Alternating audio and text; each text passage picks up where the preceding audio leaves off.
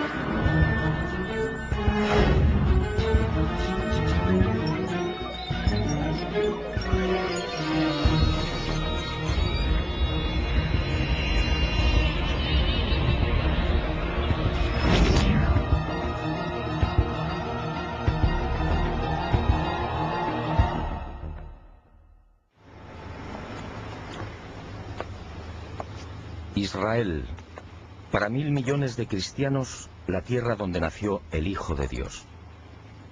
Así lo reflejan la historia y la tradición. Una historia y una tradición, como iremos viendo, repletas de errores y manipulaciones. Este sencillamente es mi objetivo: mostrarle cómo los hombres, voluntaria o involuntariamente, han llegado a tergiversar las palabras del Maestro y muchos de los sucesos que lo rodearon. Y he dicho bien, tergiversar. Es decir, interpretar erróneamente. Todo un cúmulo de tergiversaciones que ha maquillado y deformado su mensaje, su figura e incluso a cuantos lo acompañaron.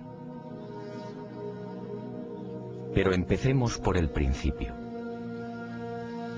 María y José, padres terrenales de Jesús, viajan desde Nazaret a Belén, obedeciendo la orden de Augusto, el emperador romano. Todos los súbditos deben empadronarse. Corría el año -7 de nuestra era. Y al llegar a la aldea de Belén, María dio a luz a su primogénito. Con este feliz acontecimiento nacería también el primer gran error de esta historia. Un error que todavía arrastramos y que prácticamente no tiene solución. Durante siglos la cristiandad consideró y todavía considera que aquel nacimiento tuvo lugar en el año 0. Grave error. Todo se debió a un lapsus cometido por un monje del siglo VI, Dionisio el Exiguo. En 1582, cuando el Papa Gregorio XIII emprendió la necesaria reforma del calendario de Julio César, se fió de los cálculos de este buen monje, estableciendo el nacimiento de Jesús en el referido año 0. En el siglo XX, historiadores, exégetas y astrónomos descubrirían que Jesús nació mucho antes. La clave se llamó Herodes el Grande, el rey que gobernó Palestina hasta el año -4 de nuestra era. Al fijar la fecha de la muerte de Herodes el 13 de marzo de dicho año -4, los especialistas comprobaron con espanto cómo el calendario actualmente en vigor se hallaba total y lamentablemente equivocado.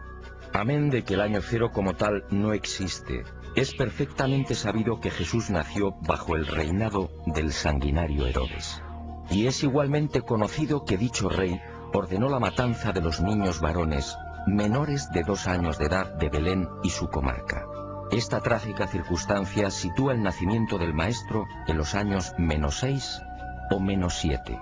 En otras palabras, si los cálculos de Dionisio el Exiguo hubieran sido rigurosos, hoy estaríamos en el 2008 o en el 2009.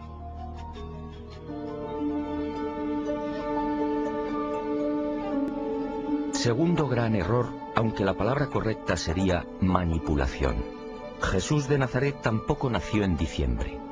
En esta ocasión, el invento procede del siglo IV o quizá del V. Cuando se investigan las condiciones meteorológicas de Belén, salta a la vista que entre noviembre y marzo resultan tan crudas que ningún pastor se arriesga a conducir sus rebaños por las colinas próximas. Las temperaturas pueden descender hasta 5 y 10 grados bajo cero. Pero hay más. En aquel tiempo, cuando José y María viajaron hasta Belén, este tipo de desplazamientos, a pie o con animales, se desarrollaba siempre en época seca, jamás en temporada de lluvias. José y María, por tanto, tuvieron que llegar a Belén entre mayo y octubre.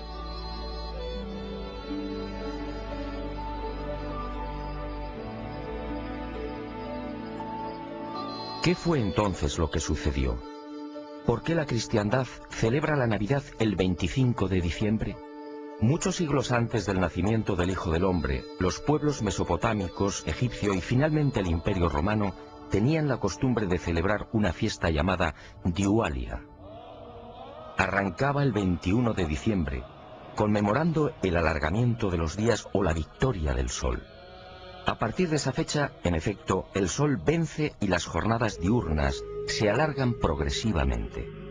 Y aunque no existen datos concretos al respecto, los historiadores apuntan a Constantino como el emperador que admitió el cambio, sustituyendo la fiesta pagana del sol invicto por la del nacimiento de Jesús, el verdadero vencedor de las tinieblas.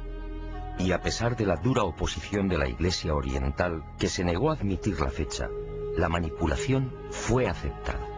Hoy muy pocos saben que este cambio obedeció a una maniobra política destinada a eclipsar una celebración pagana. Otra aberración del régimen de Constantino, el primer gobernante que aceptó el cristianismo como religión oficial.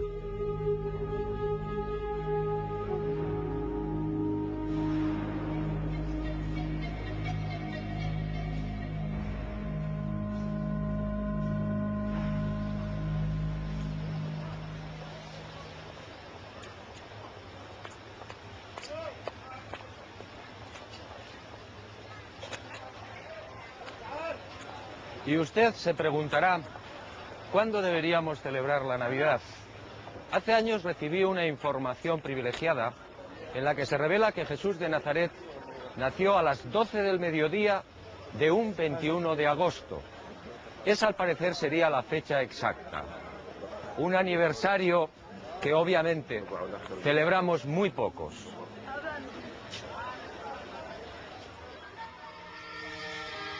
Tampoco la célebre estrella de Belén se ha visto libre de errores y tergiversaciones. Primero fueron los teólogos. Para estos, el relato evangélico de Mateo debe ser tomado como un género midrásico o una construcción agádica, es decir, como una bella leyenda oriental, con detalles pintorescos que viene a reforzar la enseñanza teológica. Y me pregunto, si un fenómeno choca con la razón, ¿significa que ha sido inventado? Por la misma regla de 3, los teólogos deberían rechazar la multiplicación de los panes y los peces o la resurrección del Maestro.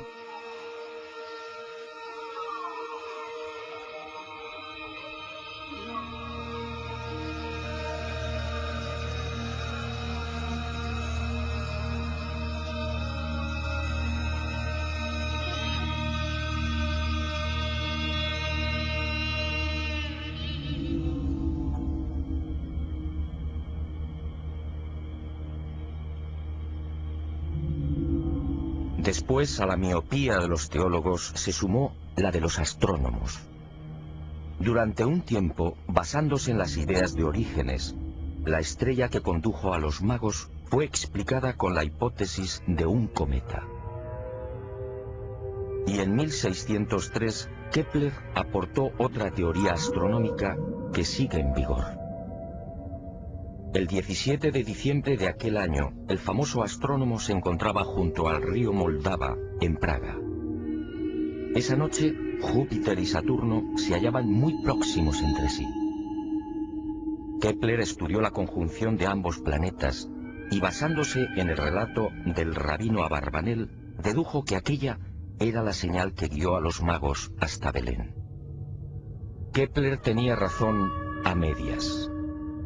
Los actuales cálculos astronómicos han demostrado que en el año -7, en efecto, se registró una triple conjunción o aproximación de Júpiter y Saturno. La primera el 29 de mayo, y fue visible durante 2 horas. La segunda el 3 de octubre y también en la constelación de los peces. La última el 4 de diciembre. Pero Kepler, como digo, acertó a medias. Jesús efectivamente nació en el año -7 de nuestra era, pero en época seca, es decir, en verano.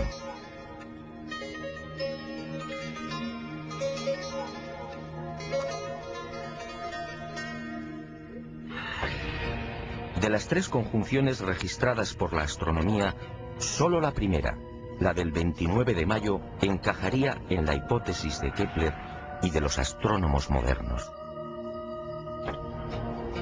Pero esa intensa aproximación de Júpiter y Saturno solo duró 2 horas.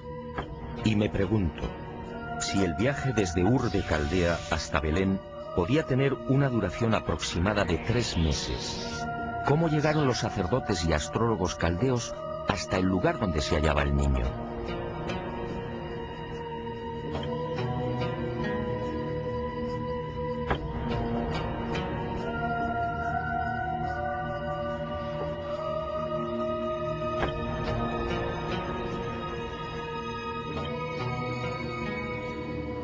Las explicaciones que defienden los astrónomos, meteorito, cometa o conjunción planetaria, no resisten un análisis científico. En los 2 primeros supuestos, al ingresar en la atmósfera, cometa o meteorito se habrían desintegrado.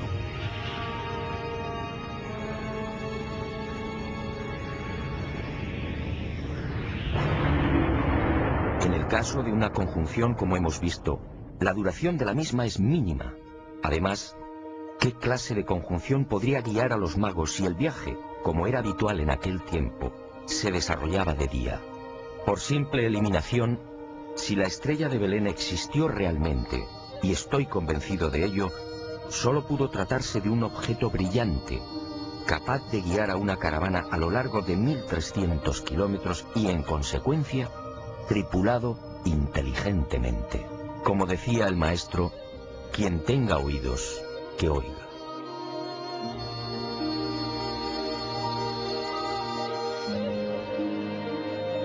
La teología moderna tampoco se siente cómoda con la matanza de los inocentes. Y de un plumazo la ha relegado a otra leyenda tan propia, dicen, de los orientales. ¿Es que Herodes, el grande responsable de los asesinatos de los bebés, no era capaz de una crueldad semejante? Echemos un vistazo al historial delictivo del odiado edomita, como lo llamaban los judíos. En el año 39 a.C. asedia Jerusalén y acuchilla a miles de hebreos. A partir del 37, también antes de Cristo, el gobierno de Herodes se convierte en una pesadilla. Ajusticia a 45 partidarios de Antígono y a decenas de ancianos del Consejo Supremo. Los recelos alcanzan incluso a su propia familia. En Jericó asesina a su cuñado Aristóbulo III, de 17 años de edad. Después acaba con la vida de Mariam, su esposa, y mata igualmente a su madre y a 2 de sus hijos.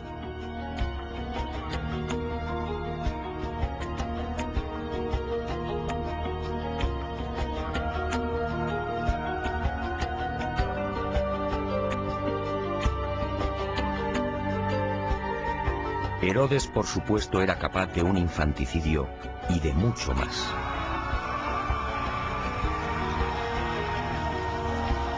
Según mis informaciones, en aquel mes de octubre del año -6, la sangrienta represalia de Herodes acabó con la vida de 16 niños de Belén. Y José y María huyeron a tiempo, no por el aviso de un ángel al Padre terrenal de Jesús, sino sencillamente por una oportuna confidencia.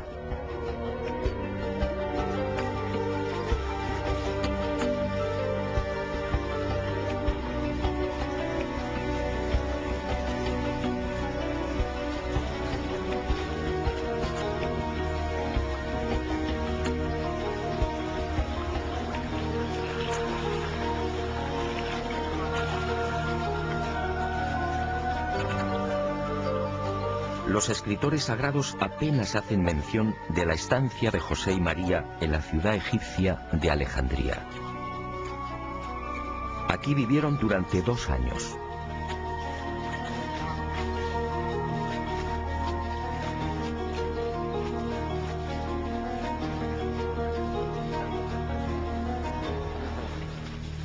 Y poco faltó para que la familia se quedara definitivamente en Egipto.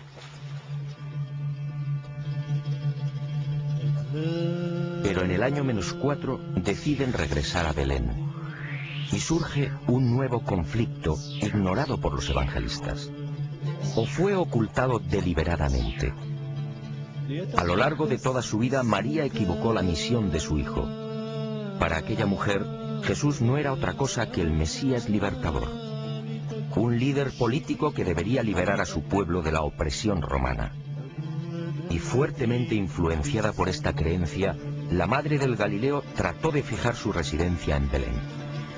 De esta forma, al hallarse tan cerca de Jerusalén, las posibilidades del hijo en esa supuesta carrera política serían más sólidas y prometedoras que en la oscura y perdida aldea de Nazaret.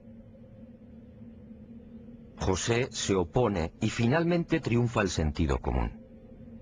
El sucesor de Herodes el Grande, el no menos sanguinario Arquelao, no inspira confianza a José y ese mismo año -4 se instala definitivamente en Nazaret.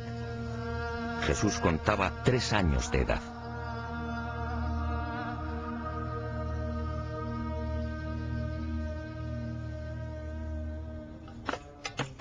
Y la historia y la tradición vuelven a escamotearnos otra decisiva etapa en la vida terrenal de Jesús de Nazaret.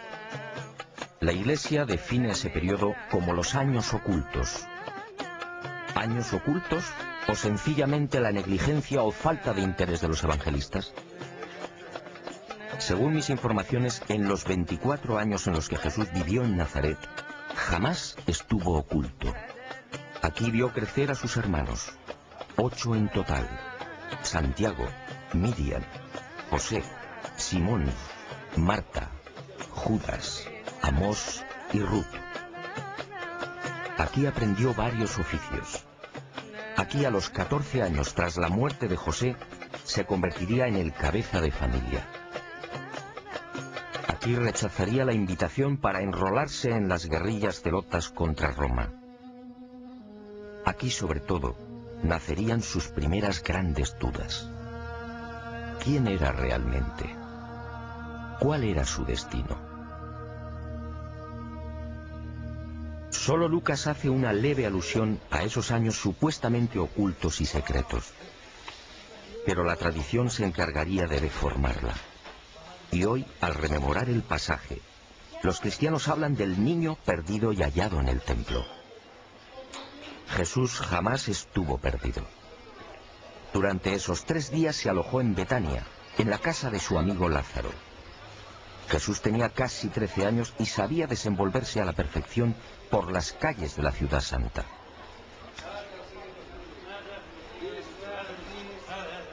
Y en este cúmulo de errores y despropósitos, algunos exégetas y teólogos van más allá. Y afirman que Jesús en realidad era analfabeto. Y justifican la afirmación porque no dejó escritos. El infundio resulta patético. Está claro que Jesús sabía arameo galalaico, su lengua natal, y también hebreo bíblico. De lo contrario, no hubiera podido leer en las sinagogas. En aquel tiempo, además, la enseñanza era obligatoria para los varones a partir de los 5 años. Y se aprendía a leer justamente con las Sagradas Escrituras. Pero el maestro dominaba igualmente la koiné, el griego internacional utilizado por viajeros y comerciantes. Esa probablemente fue la lengua en la que conversó con Poncio Pilato. El que no dejara escritos de su puño y letra, al igual que tampoco dejó descendencia ni resto alguno de su cadáver, obedece a otra singular circunstancia. Una opción personal de Jesús que nos llevaría muy lejos y que quizá algún día me decida a contar.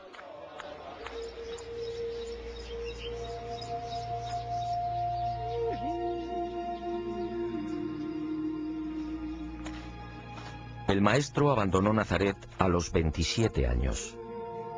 Corría el año 21 de nuestra era. A partir de ese momento, Jesús de Nazaret emprende una fascinante aventura. El sueño de su vida: viajar. Según mis noticias, durante un primer año, el maestro, siempre de incógnito, se embarca en una apasionante gira por el Mediterráneo y parte de Oriente. Tras visitar Jope y Cesarea, se dirige por mar hacia la ciudad egipcia de Alejandría. Aquí permanece un tiempo. Visita la célebre biblioteca y contempla las pirámides de Giza. He aquí otra imagen desconocida del Hijo del Hombre: Jesús al pie de las imponentes construcciones faraónicas. De Alejandría navega hacia Creta y de allí a Cirene y Cartago. Jesús se mezcla con los hombres, los observa, aprende de ellos, y de Cartago pone rumbo a Malta. Después Siracusa en Sicilia, Mesana, y por mar alcanza las costas de la actual Italia. Visita Capua y por la vía Apia entra en Roma.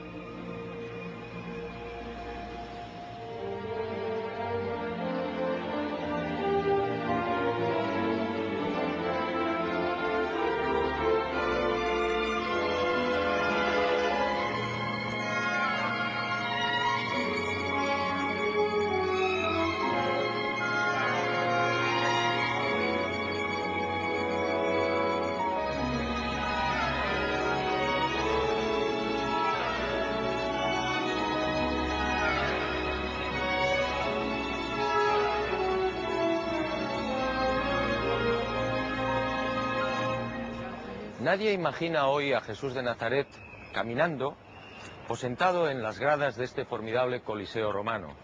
Sin embargo, así fue. Durante su estancia en la Roma del emperador Tiberio, el maestro disfrutó también de los juegos y de la belleza de la capital del imperio. Aquí escuchó a los más insignes filósofos de la época, y siempre de incógnito adelantó parte de su mensaje. Un mensaje que causó sensación entre los romanos, pero nadie supo quién era aquel brillante orador. Años más tarde, cuando Pedro y Pablo arribaron a Roma, quedaron sorprendidos. Un nutrido grupo de romanos sabía ya del gran mensaje de igualdad que había predicado el maestro, pero la historia y la tradición jamás lo contaron.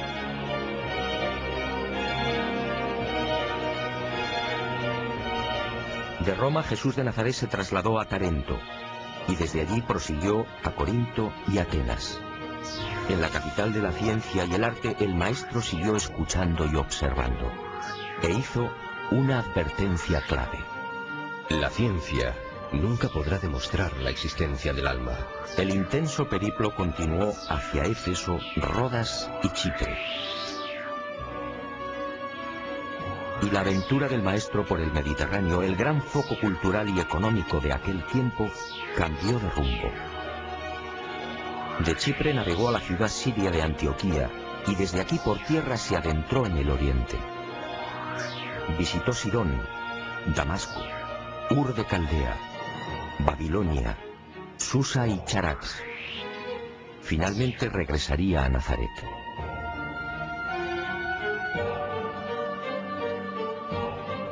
Meses más tarde, cuando Jesús estaba a punto de cumplir 29 años, emprendería una segunda y no menos apasionante gira.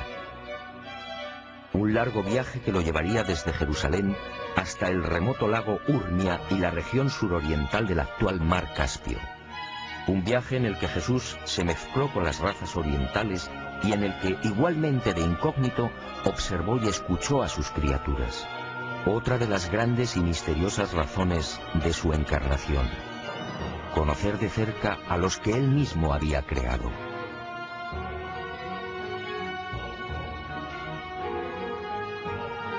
Y llegó el momento culminante en la vida terrenal del Hijo del Hombre. Verano del año 25 de nuestra era. Jesús sabe que su hora está próxima y se retira en solitario a la falda del Hermón, la montaña sagrada. Y aquí, en la soledad de los bosques, Jesús de Nazaret recupera algo que era suyo: la divinidad.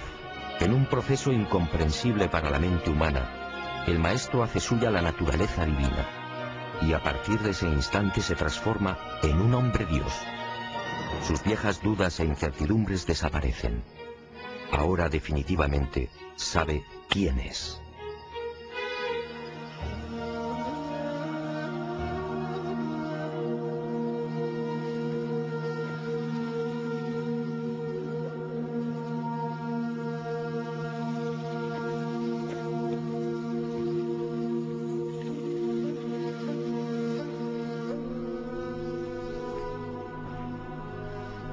Inexplicablemente, ese histórico momento en el Germón fue silenciado. Ninguno de los evangelistas acertó a explicar en qué lugar y en qué instante se produjo el fascinante suceso del reencuentro del Hijo del Hombre con su naturaleza divina. Como tampoco escribieron nunca sobre esta cueva, una gruta jamás filmada y que fue escenario de otro acontecimiento singular. Sígame y se lo contaré. Planeta Encantado ha localizado esta importante y desconocida gruta y se la ofrece en rigurosa exclusiva. Es posible que algún día este lugar sea considerado como un notable centro de peregrinaje.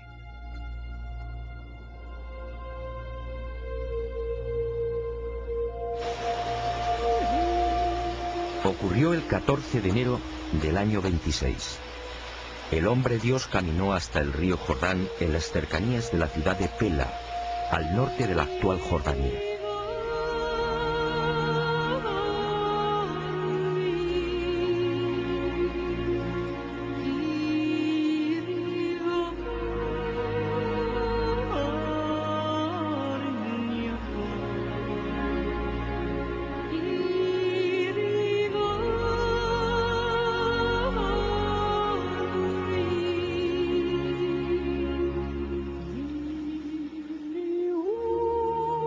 Aquí fue bautizado por Juan y de inmediato se retiró al desierto.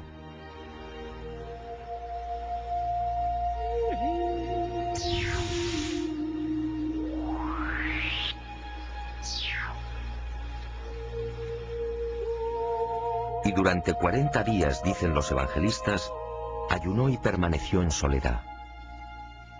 Y cuentan que fue tentado por el diablo. Nuevo error.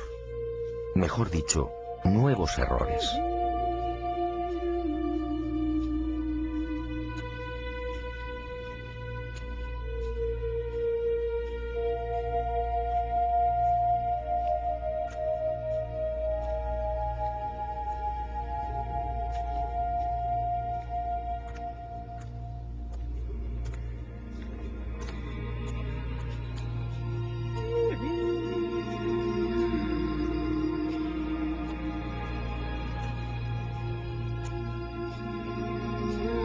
Jesús se retiró hacia el este, sí, pero no al desierto.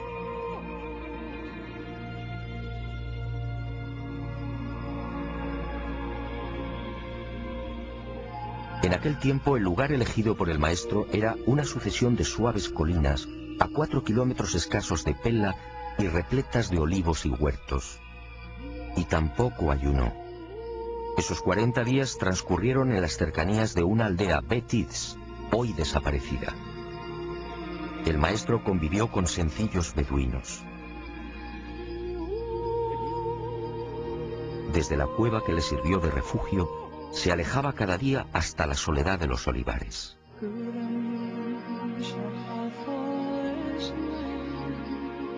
Y fue en estas colinas donde meditó y planificó las líneas maestras de su inminente vida pública. Aquí tomó importantes decisiones sobre lo que debía hacer y lo que debía evitar. También aquí en el Mar Muerto y en sus proximidades sucedió algo que nunca fue contado. Concluido el retiro de los 40 días en la cueva de Pella, Jesús regresó a la Galilea.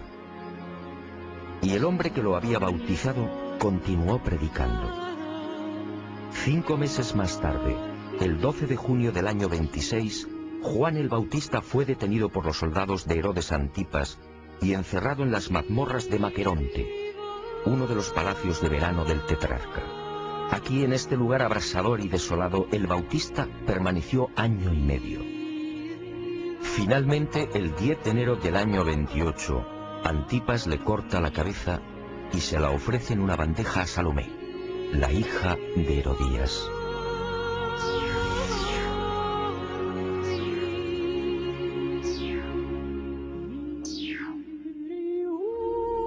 Hasta aquí la historia conocida.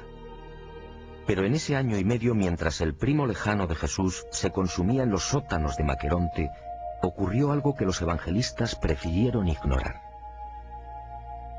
Es un hecho que Juan el Bautista alcanzó un notable eco entre los judíos. Muy pronto se vio rodeado de un grupo de fieles discípulos, y entre estos, un personaje que pasaría a la historia años después: Judas Iscariote. Y durante el tiempo de prisión, los discípulos del Bautista acudieron en varias oportunidades a las orillas del mar de Tiberíades, solicitando a Jesús que intercediera por su primo. Uno de esos hombres fue Judas, pero el maestro no movió un dedo en favor del Bautista. Y surgieron conflictos entre los primeros discípulos del Galileo y los seguidores de Juan.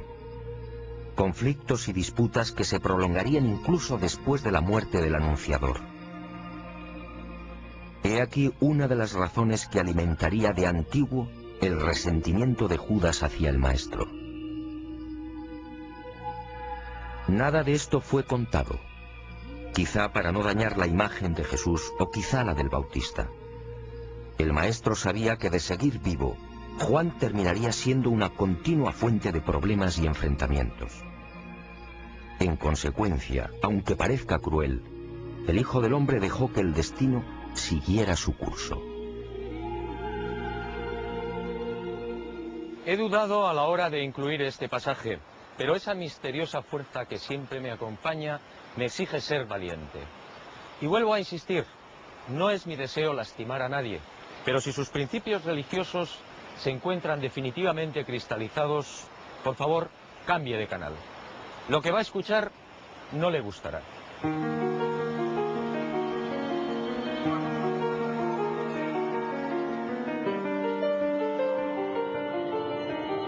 Fue aquí, en este hermoso lugar, donde el evangelista sitúa la supuesta fundación de la Iglesia. Y he dicho bien, supuesta. Mateo dice: Y yo a mi vez te digo que tú eres Pedro, y sobre esta piedra edificaré mi iglesia, y las puertas del infierno no prevalecerán contra ella. A ti te daré las llaves del reino de los cielos, y lo que ates en la tierra quedará atado en los cielos, y lo que desates en la tierra quedará desatado en los cielos. Extraño, sí. ¿Fundó Jesús una iglesia?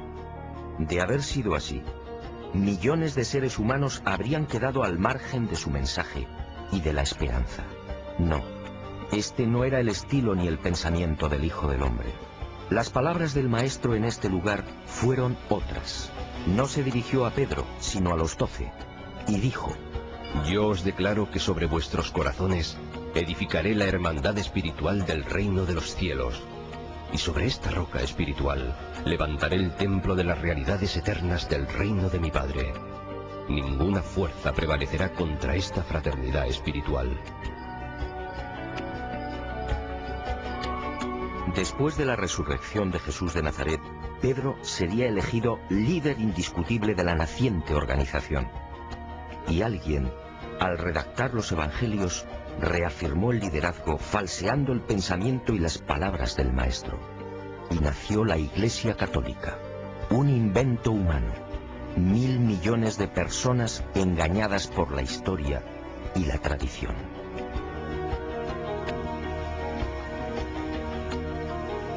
Y las manipulaciones prosiguieron sin el menor rubor, algunas incluso atentando contra la transparente personalidad del Hijo del Hombre. ¿Quién en su sano juicio puede imaginar a Jesús de Nazaret levantando un látigo contra los cambistas del atrio de los gentiles en el templo de Jerusalén? Solo un necio o alguien que no hubiera conocido al Maestro podría dibujar una escena semejante.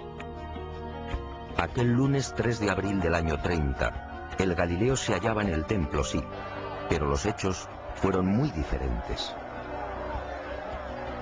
Jesús predicaba a la multitud y fue interrumpido en varias oportunidades por las discusiones y peleas entre cambistas y clientes.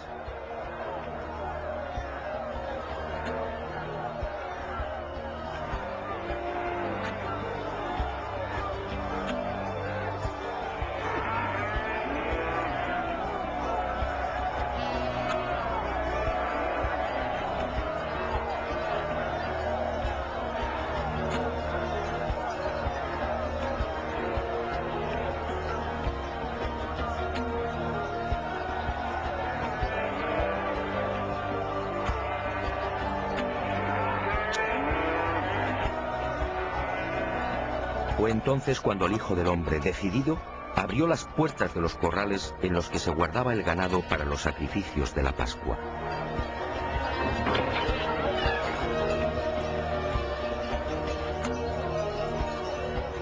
Y fueron bueyes, ovejas y carneros los que, azuzados por Jesús, derribaron las mesas provocando el caos.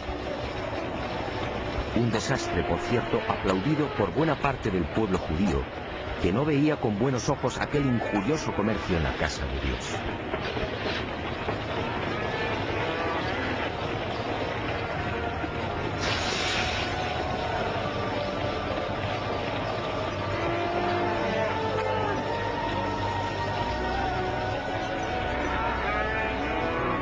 Esta escena, en efecto, nada tiene que ver con la imagen de un Jesús violento, reflejada por los evangelistas.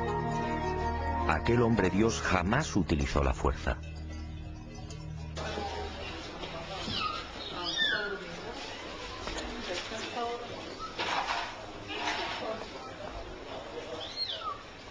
Los errores y tergiversaciones de la historia y de la tradición salpicaron también la pasión y muerte del Nazareno. Escenas como estas son habituales en las calles de la vieja Jerusalén. Los peregrinos, sin embargo, no saben que la vía dolorosa es otro invento humano. Jesús, camino del Calvario, no cruzó la ciudad. La presencia junto al Hijo del Hombre de dos celotas o terroristas, mal llamados ladrones, obligó a los romanos a desviar la comitiva. Y por seguridad, evitaron las concurridas callejuelas de la ciudad santa, alcanzando el Gólgota por el norte y a campo a través.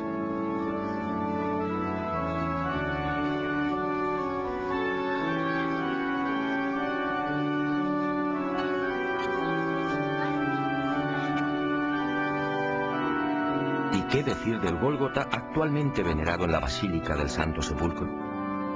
Cualquier especialista medianamente informado sabe que este lugar no fue el de la crucifixión. La tradición, una vez más, no fue rigurosa. El nuevo invento arranca en el año 328. Santa Elena, madre del emperador Constantino, encuentra 3 cruces en este paraje. Y la mujer deduce que se trata del Calvario. Después, toda una pléyade de sabios y padres de la Iglesia bendice el dudoso hallazgo de Santa Elena.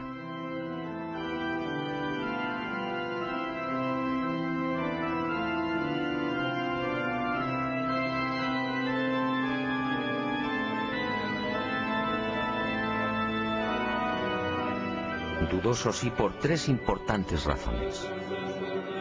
En primer lugar, porque el Hijo del Hombre y los celotas no cargaron las cruces completas, solo los patibulum, es decir, los maderos transversales.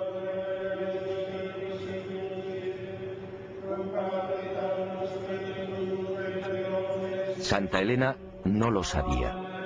No podía saberlo porque este detalle fue confirmado por los científicos en el siglo XX. En segundo lugar, porque en aquel año 30, fecha de la muerte del Maestro, el Gólgota se hallaba fuera de las murallas de la Ciudad Santa y al norte. Si observamos un mapa de aquel tiempo, es fácil comprobar que la actual ubicación del Calvario resulta totalmente artificial. De acuerdo a las bien intencionadas pero erróneas directrices de Santa Elena, la basílica que encierra el Gólgota y el Santo Sepulcro fue levantada a casi 1 kilómetro del punto exacto donde fue crucificado el Galileo.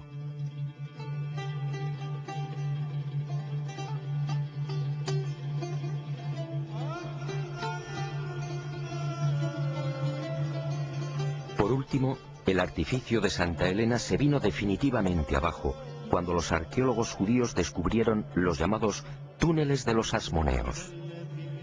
En estas excavaciones aparecieron el pavimento de la Jerusalén que pisó el Hijo del Hombre y parte de los muros del segundo templo. Un enlosado construido por Herodes el Grande y situado entre 18 y 20 metros por debajo del nivel actual. En otras palabras, Santa Elena, los padres de la Iglesia y la tradición habían olvidado que Jerusalén fue destruida y vuelta a levantar al menos 20 veces. Esta circunstancia sitúa la actual Basílica del Santo Sepulcro a 20 metros de altura sobre lo que fue el suelo original en el año 30. Todo un despropósito.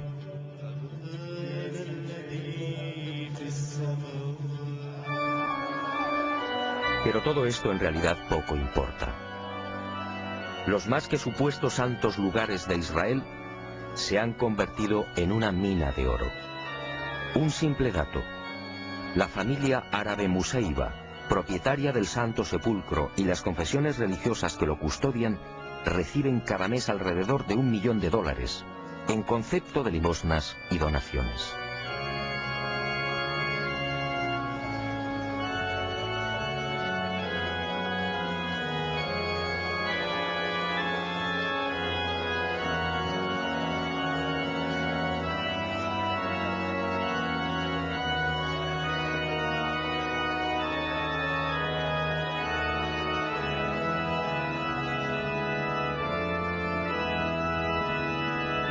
A esta vergonzosa e interminable sucesión de errores y manipulaciones hay que sumar por último los lamentables silencios de los evangelistas respecto al Jesús resucitado. Los creyentes, una vez más, resultarían estafados. Los textos supuestamente sagrados apenas relatan 4 apariciones del Maestro después de su muerte, e ignoran el resto. En total, 19 presencias, ¿a cuál más importante? Y la silencian sencillamente porque las palabras del resucitado no encajaban ni resultaban cómodas en la filosofía y en el rumbo de la primitiva y naciente Iglesia. Veamos 2 ejemplos muy ilustrativos.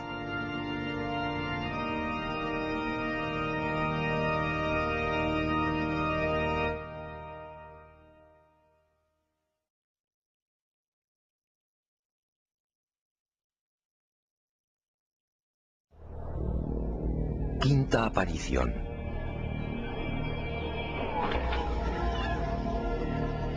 El Maestro se presenta ante María Magdalena y otras 24 mujeres.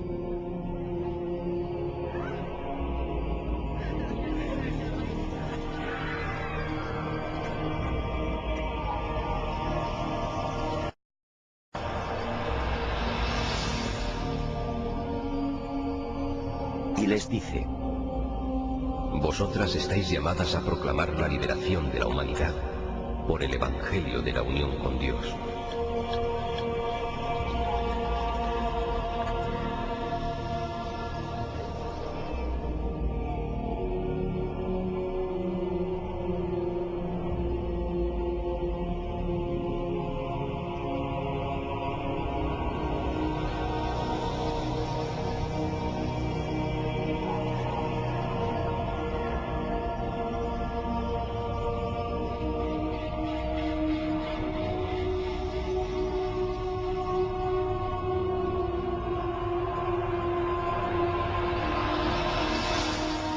¿Mujeres proclamando la buena nueva? ¿Mujeres al mismo nivel que los hombres?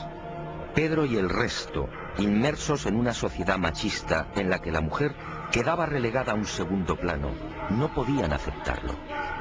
Y el suceso fue censurado.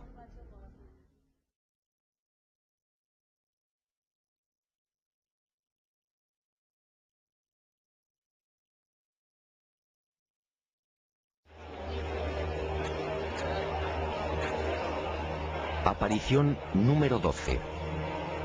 Testigos, 80 griegos y judíos.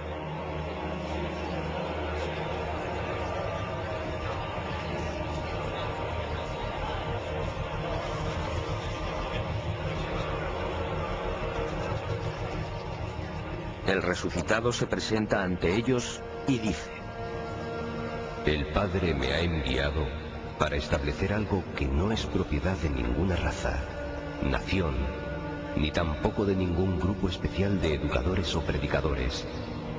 El Evangelio del Reino pertenece a judíos y gentiles, a ricos y pobres, a hombres libres y esclavos, a mujeres y varones, e incluso a los niños. Prestad atención, este Evangelio no debe ser confiado exclusivamente a los sacerdotes.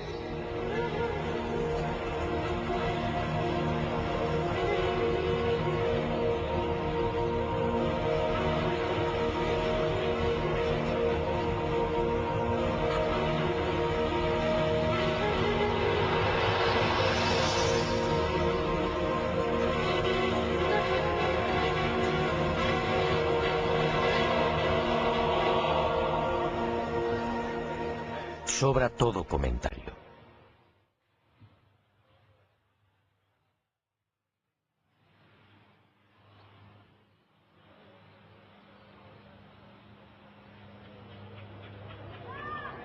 La historia, la tradición y las religiones han sepultado el mensaje original de Jesús de Nazaret. Un mensaje tan sencillo como revolucionario y esperanzador. Un mensaje que dice: todos somos hijos del buen Dios. Un Dios que no castiga, que no lleva las cuentas y que nos ha regalado la inmortalidad. Y el mensaje concluye: hijos del buen Dios y por tanto, físicamente hermanos.